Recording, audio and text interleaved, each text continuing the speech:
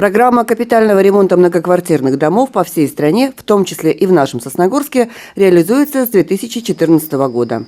Региональный оператор, базирующийся в Сыктывкаре, то и дело рапортует о проделанной работе, представляя цифры по количеству отремонтированных домов и видам работ. С каждым годом растет число счастливых обладателей новых крыш, утепленных и отреставрированных фасадов, систем внутренних коммуникаций. Причем муниципалитеты стараются включить в программу и дома, которые не берет на обслуживание ни одна управляющая компания, пытаясь таким образом повысить их привлекательность для управляек. Есть такой дом и в Сосногорске, находящийся по адресу 40 лет Коми, 7. Не так давно в нем отремонтировали кровлю, чему жильцы были рады и с нетерпением ждали капремонта систем отопления и канализации. Надеюсь, что жизнь после и в без того многострадальном доме наконец-то наладится. Но, как говорится, что-то пошло не так. До этого капремонта, которого мы все так долго ждали, что у нас все будет отлично, и что мы начнем уже делать ремонты там в секциях, в комнатах, кое-где в подъездах. Но после вот этого капремонта, грубо говоря, у нас стало еще хуже. И если честно, то лучше бы они его не делали. Потому что сейчас у нас все везде текет, все у нас везде льется. Непонятно, что будет дальше, когда будут холода. Будем ли мы в тепле, или нам опять придется куда-то обращаться, бегать, и это все, и сколько это все будет стоить. Опасения жителей не безосновательны. После небольшой экскурсии по дому, даже далекому от строительных тонкостей человеку становится очевидно, что работы выполнены, мягко скажем, плохо. Криво сваренные трубы отопления, текущие стыки, торчащая арматура – это лишь небольшая часть того, что удалось увидеть. Но и это бы ничего, если бы не момент, когда подрядчик решил, что после проведенных работ можно запустить в доме отопление. Когда они дали отопление, то есть это было днем, и половина жителей, кто на работе был, там, кто по своим делам ходил, и это все просто полилось и затопило. У нас в каждом подъезде, в какой-то комнате, в какой-то секции обязательно случился потоп. Где-то они вообще их просто не подсоединили, где-то они их не приварили, где-то приварили, но плохо. Спасая от кипятка свое имущество, жильцы вынуждены были обратиться в прокуратуру. В ходе проверки было установлено, что да, действительно, в ряде комнат не подключены приборы отопления, мы увидели следы намокания, то есть действительно после подачи теплового ресурса произошло затопление ряда комнат. На сегодняшний день претензии были озвучены региональному оператору, но он сам, представитель, мог убедиться в том, что работы выполнены не очень качественно в той части, что, во-первых, не были приборы отопления присоединены, что произошел залив жилых помещений. Вздутые полы, испорченная мебель – все это требует ремонта и замены. Но чтобы возместить ущерб, собственникам помещений теперь придется самостоятельно обращаться в суд, потратив на это время и деньги.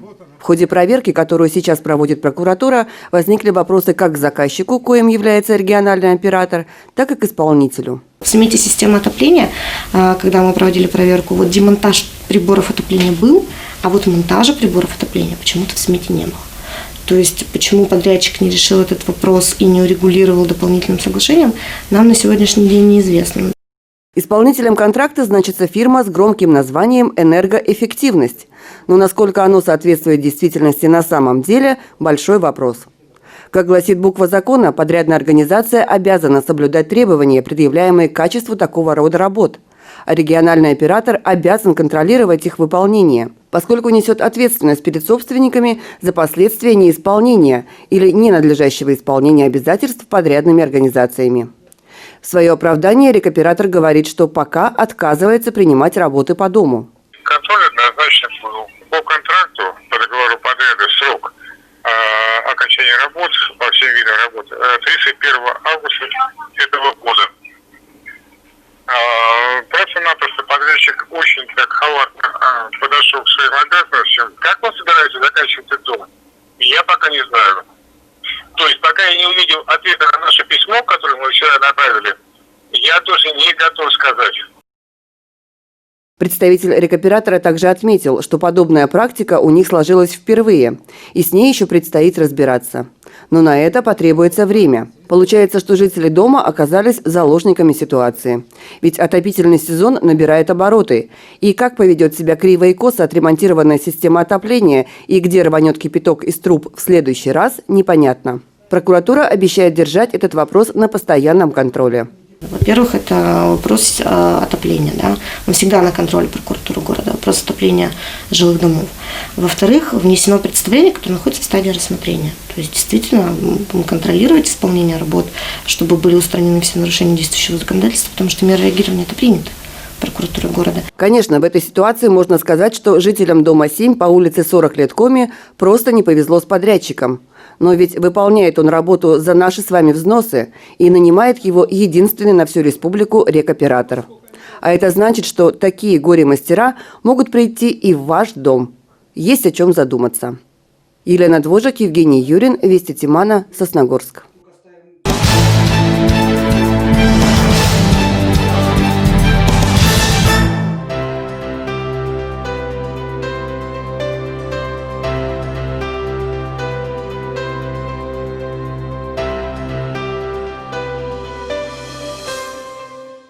Родилась я в далеком 1934 году, 17 марта, в большой многодетной семье крестьянской. Отец работал плотником в колхозе. Мама воспитывала детей, занималась домашним хозяйством, поскольку детей у нас было 6. Все было хорошо. Но вот в феврале 1938 года среди ночи к нам в дом ворвалась вооруженная тройка НКВД. В доме все перевернули. Видимо, искали какой-то компромат. Но ничего не найдя, папу увели под конвоем. И с тех пор мы его не видели. Сослали его на Дальний Восток, где он строил Комсомольск на Амуре. А мы остались 6 детей. Мама на сносях с 7-м ребенком, который умер в утробе от такого сотрясения. Мы стали изгоями. Мы стали в одночасье детьми врага народа, которым ничего не было положено. Жили, очень плохо жили. Но еще хуже стало, когда началась война в 1941 году. В 1942 году к нам, в наше село, ворвались немцы.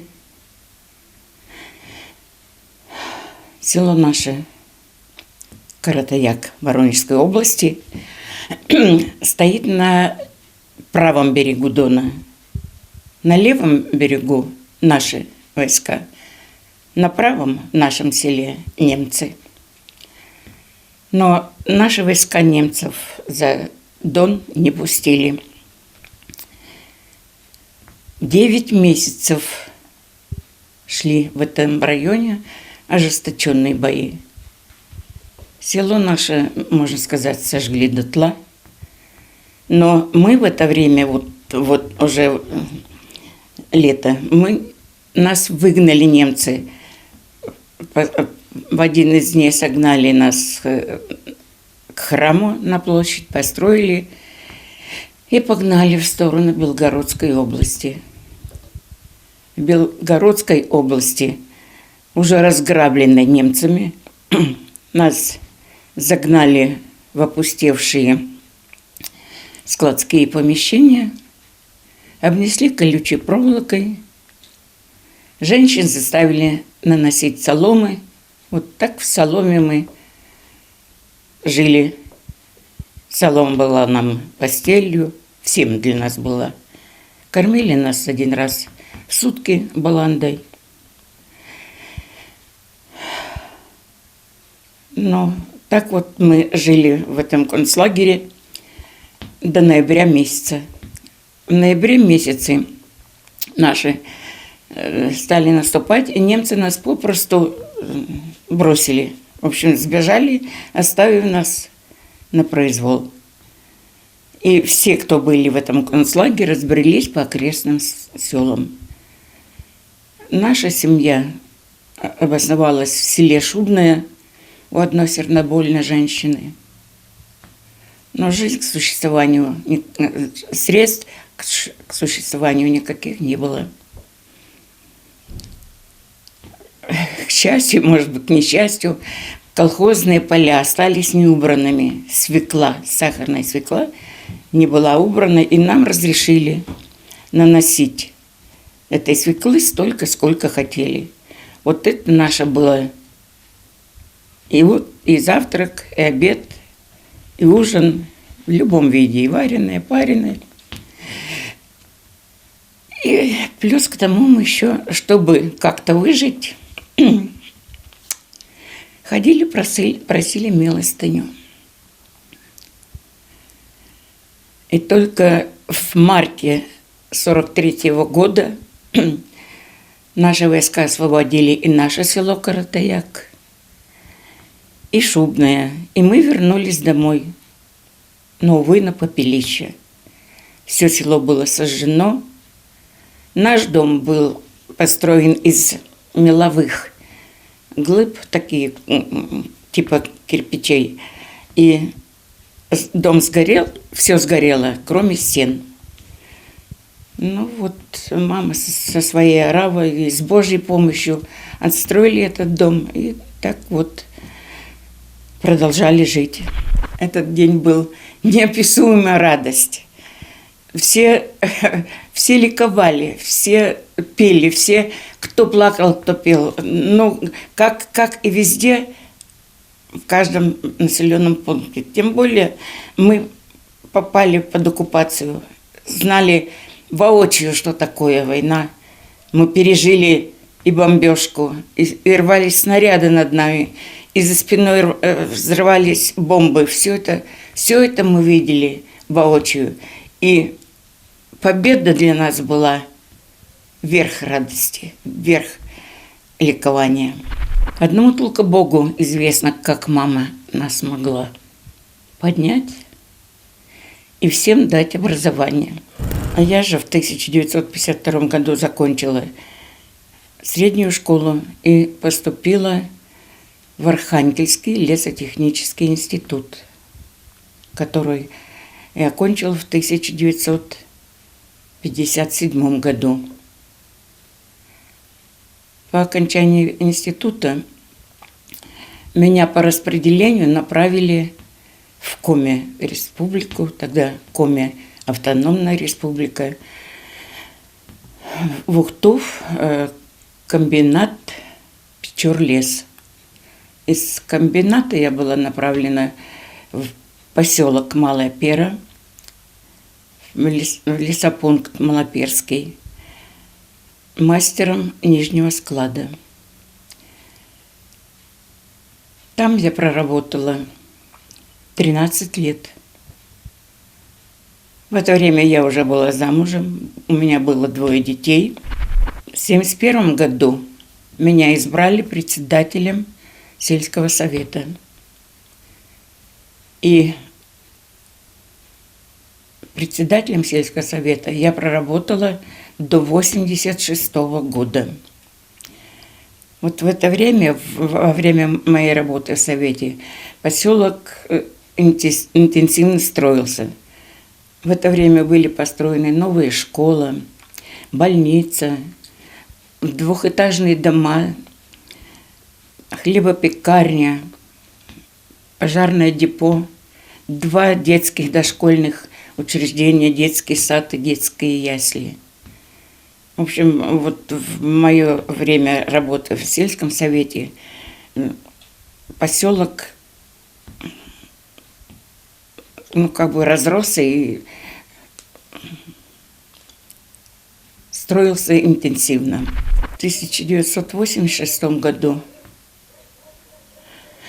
мне за мою долголетнюю работу в совете предоставили благоустроенную квартиру здесь, в Сосногорске, и работу в РПО ЖКХ в отделе кадров. Здесь, уже будучи на пенсии, я проработала еще 9 лет. И в 1995 году меня уволили по сокращению штатов. С 1995 года я не работаю. Но в 1992 году в нашем городе был образован Сосногорский мемориал, который объединил репрессированных бывших политзаключенных. Образован он был по инициативе бывшего политзаключенного Силовского Георгия Ивановича при поддержке бывшего руководителя администрации района. Первым председателем стал Устиловский Георгий Иванович. Я стала его заместителем. Я уже в это время тоже вступила в это общество. После смерти Георгия Ивановича в 2005 году меня избрали председателем общества «Мемориал», где я работаю по настоящее время. За время работы мемориала в нашем городе и в районе в целом было реабилитировано более 500 человек. Все они как бы избавились от позорного клейма «враг народа», и все они занесены во второй том мартиролога «Покаяние», который издается в Сыктывкаре. Ну, поскольку я проработала в Совете очень долго, 16 лет – это немалый срок, и за свою работу многолетнюю, и за внесенный вклад я была награждена медалью «Ветеран труда», почетной грамотой Президиума Верховного Совета, еще АССР, многочисленные грамоты нашего Сосногорского района администрации. А в 2002 году была награждена медалью за участие во всероссийской переписи населения. Ну, а вот уже статус несовершеннолетнего узника, а потом статус ветерана войны я получила уже вот после где-то. Ну, тоже вот награждена медалями юбилейными, как ветеран войны. В художественной самодеятельности я участвую с детства, со школы. И в институте участвовала. Приехав в Малую Перу, как бы я была заводилой этого всего. В Малой Пере была организована хорошо художественная самодеятельность. А в Сосногорске я приехала, когда я вступила, в общем, пошла в хор Пахтушкина. И участвую в нем вот с 2004 года. В 2004 году я только пришла в хор, хотя хор существует с 1998 года. Но хор – это просто наша отдушина, это наша жизнь, это наше общение, это наше все. И до сих пор мы как бы вот сейчас коронавирус, и мы просто изнываем без нашего хора, без нашего общения.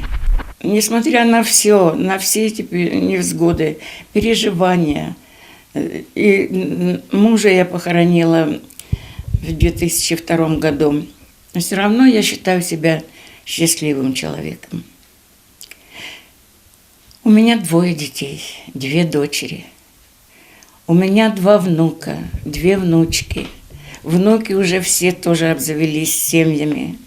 Внук и правнучка есть. Есть для кого жить и для кого существовать. И они меня просто вот все любят и обожают. И я счастлива. Да вообще Сосногорск нельзя не любить. Я вообще север очень полюбила.